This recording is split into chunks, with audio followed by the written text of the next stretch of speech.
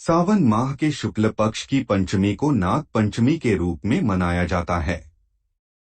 इस दिन नागों की पूजा की जाती है और कच्चा दूध चढ़ाया जाता है। ऐसा करने से सर्पदंश से आपकी रक्षा होती है और आपके घर में धन धान्य में वृद्धि होती है। मान्यता है कि नाग पंचमी का व्रत रखने से भक्तों की सभी मनोकामनाएं पूरी होती हैं। नाग पंचमी की पूजा के साथ भक्तों को कथा का पाठ अवश्य करना चाहिए। नाग पंचमी की पौराणिक कथा। प्राचीन समय में एक राज्य में सेठ रहा करता था जिसके 7 बेटे थे। सेठ के 7 बेटों की शादी हो चुकी थी। सेठ की सबसे छोटी बहू बुद्धिमान और चरित्रवान थी। एक दिन बड़ी बहू घर की सभी बहुओं को मिट्टी लाने के लिए अपने साथ ले गई। मिट्टी खोदते समय बड़ी बहू को एक सांप दिखा जिसको वो खुरपी से मारने लगी।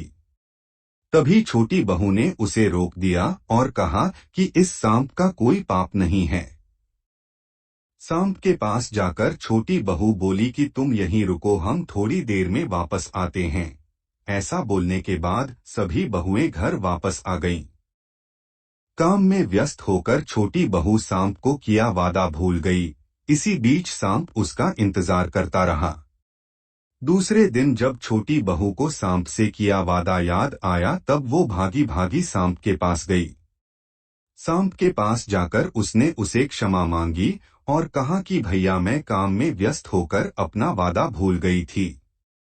सांप ने कहा कि तुमने मुझे अपना भाई माना है, इसलिए मैं तुम्हें जाने दे रहा हूँ, वरना कोई और होता तो मैं उसे डस लेता। इसके साथ सांप ने कहा कि तुमने मुझे भाई बोला है तो आज से मैं तुम्हारा भाई हूँ, तुम्हें जो मांगना है वो मांग लो। तभी छोटी बहू ने कहा कि मेरा कोई भाई नहीं है, आज से आप मेरे भाई हैं। कुछ दिन बाद मनुष्य का रूप धारण करके सांप अपनी बहन को लेने आया।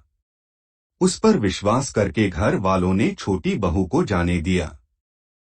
सांप छोटी बहू को अपने घर ले गया जहां सांप का परिवार रहता था।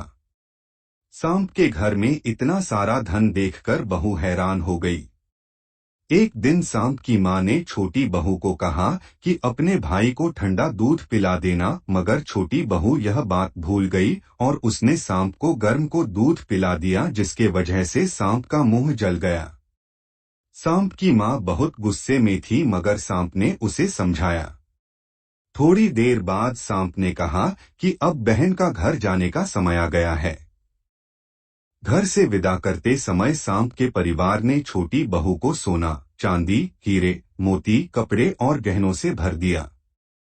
जब छोटी बहू घर लौटी तब उसके धन को देखकर बड़ी बहू को जलन होने लगी।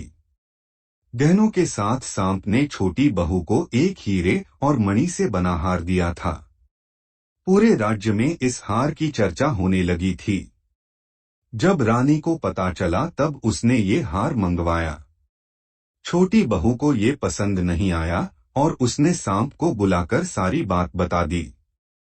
छोटी बहू ने भाई से आग्रह किया कि वो कुछ ऐसा करे जिससे ये हार छोटी बहू के गले में हार बन जाए और दूसरों के गले में सांप। बहन की बात मानकर भाई ने भी ऐसा ही किया। जब रानी ने ये हार पहना तब उसके गले में हार सांप में बदल गया। रानी चीखने लगी। रानी की चीख सुनकर राजा ने छोटी बहू को लाने का आदेश दिया।